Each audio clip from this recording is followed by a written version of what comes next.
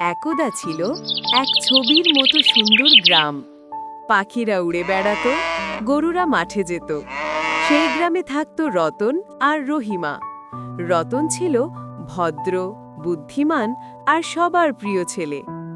আর রহিমা, সে ছিল ঠিক উল্টো, দুষ্টু, চঞ্চল আর একটু বেশি ঝামেলাবাজ।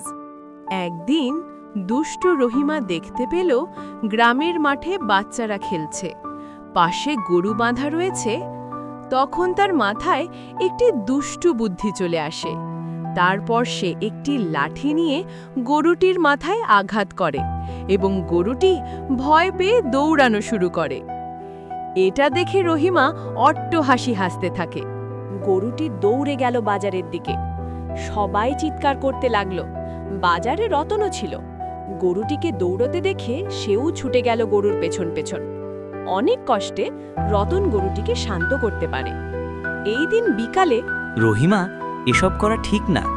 একদিন কিন্তু তুই অনেক বড় বিপদে পড়বি। আরে কিছু হবে না, আমি তো শুধু একটু মজা করলাম। তোকে আমাকে নিয়ে তো চিন্তা করতে হবে না।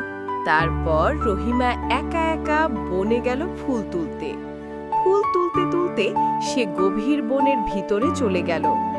সেখানে ছিল এক সুন্দর দৃশ্য, যা সে আগে কখনো দেখেনি। সে ভাবতে থাকে গহীন বনে হয়তো এরকম অনেক ফুল আছে। তাই সে আরো গভীরে যেতে থাকে বনের গভীরে গিয়ে সে তার গ্রামে ফেরার পথ হারিয়ে ফেলল। ধীরে ধীরে অন্ধকার হতে লাগলো। তখন সে একটি গুহার ভিতর আশ্রয় নেওয়ার জন্য গুহার ভিতরে ঢুকতে থাকে। এদিকে বিকেল গড়িয়ে যাচ্ছে। রহিমা এখনো বাড়ি আসেনি, তাই রহিমার মা ও বাবা তাকে খুঁজতে বের হয়। এই যে দাদা, আপনি কি আমাদের মেয়ে রহিমাকে দেখেছেন? ওই যে গ্রামের সবথেকে দুষ্টু মেয়েটা? না না, আমি তাকে দেখিনি। দেখ, কারোর সাথে হয়তো দুষ্টুমি করেছে আর তাকে বেঁধে রেখেছে কোথাও। সেখান থেকে মন খারাপ করে রহিমার মা ও বাবা যাওয়ার সময় রাস্তায় তাদের রতনের সাথে দেখা হয়। এই যে রতন, তুমি কি রহিমাকে দেখেছ? তাকে অনেকক্ষণ ধরে খুঁজে পাচ্ছি না। এদিকে সন্ধ্যা হতে যাচ্ছে, আমার অনেক চিন্তা হচ্ছে তার জন্য। না আন্টি, আমার সাথে বিকেলে দেখা হয়েছিল, এরপর আর তাকে দেখিনি। আচ্ছা, আপনি চিন্তা করবেন না, তাকে খুঁজতে আমি আপনাদের সাহায্য করব। আপনারা গ্রামের ভিতরে খুঁজেন, আমি গ্রামের বাইরে খুঁজছি। তখন রতন গ্রামের বাইরে যাওয়ার সময় কয়েকটি ছেলেদের কাছ থেকে রহিমার সম্পর্কে জানতে পারে। রতন একটি লণ্ঠন নিয়ে বেরিয়ে পড়ে জঙ্গলের পথে। যাওয়ার সময় সে জুতোর ছাপ দেখতে পায় মাটিতে। সে ছাপ অনুসরণ করতে থাকে এবং শেষে সে একটি গুহার পাশে আসে। এদিকে রহিমা সত্যি ভয় পেয়ে গেল এবং কান্না করতে শুরু করল। কান্নার শব্দ শুনে রতন গুহার ভিতরে ঢুকে দেখে সেখানে বসে রহিমা কাঁদছে। রহিমা রতনকে দেখে অনেক খুশি হল।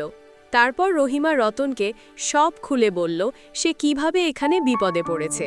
আচ্ছা, এসব পরে শুনবো, আগে বাড়ি চল। আন্টি অনেক চিন্তা করছেন তোর জন্য।